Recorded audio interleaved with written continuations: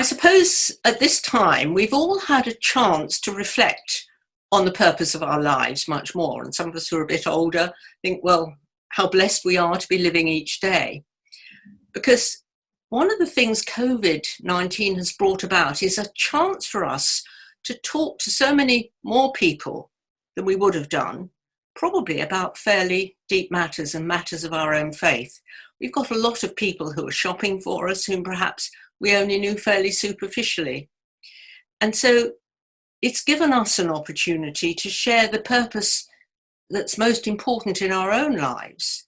And people actually will come to us and say, why are you so positive? What is the reason for your hope? And I'd like to share with you something that happened just on Sunday afternoon. The week before, I'd lost a friend whom I'd been counselling for a few years in a care home with COVID-19. And I remembered that she had a friend who was a mutual friend of mine living in Salisbury, and I thought I ought to let her know that she passed away. And whilst I was talking to her, we suddenly started sharing a few experiences.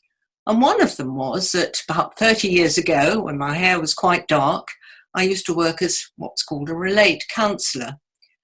And this friend was also a relate counsellor. And we went on a trip to Bristol.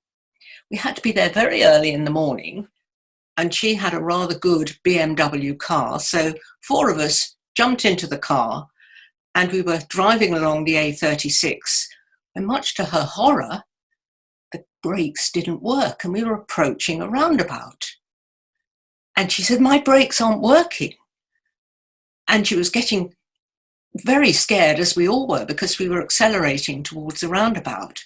And she claims, although I've totally forgotten, that I said to her, turn off the ignition. She did that. Unfortunately, just before we crashed into the roundabout, the car stopped. That memory to her was quite vivid. And she said, wouldn't it have been dreadful, Elizabeth, if we actually hadn't stopped the car? It would have been a real tragedy. Aren't I lucky? My reply to her was, I thank God that he preserved all our lives on that day, thinking that that would just be the end of the conversation. But she carried on and she said, Elizabeth, you believe in God, don't you? What's the point of going to church? I can't find any God there in church. Which church do you go to? So I said, well, I go to St. Mark's and St. Andrew's Church, and I find that very helpful. Only this morning, we had the sermon of the disciples who were feeling rather sad, walking on the road to Emmaus, and they didn't realize that they were walking with the presence of the risen Christ. And she said, oh, I do wish I could believe. And I said, but it's not just what happened 2,000 years ago, because at another service I've been watching online, I was actually informed by another gentleman whose wife had died just 3 years ago, that he had experienced an amazing sense of recognizing that it was God himself who was suffering on Good Friday, and that it was God himself who was bearing the weight of our sins and being separated from God. She looked at me and said, oh, I do wish I could have your faith, but I'm just not sure that I can believe. So my reply to her was, just say to God, if you're there, God, reveal yourself to me.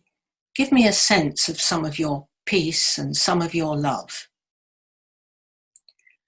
And so I wanted to share with you as a church family how the Lord is giving us opportunities to share his love and to give people a sense of hope at this time. So I hope that'll encourage you to feel that you can also share your experiences with the many people who are feeling very frightened and concerned.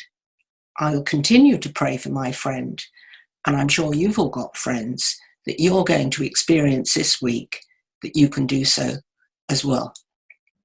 And I think the message that we want to get across is that we're all having the opportunity to talk to so many more people, and we've just got to take this, haven't we?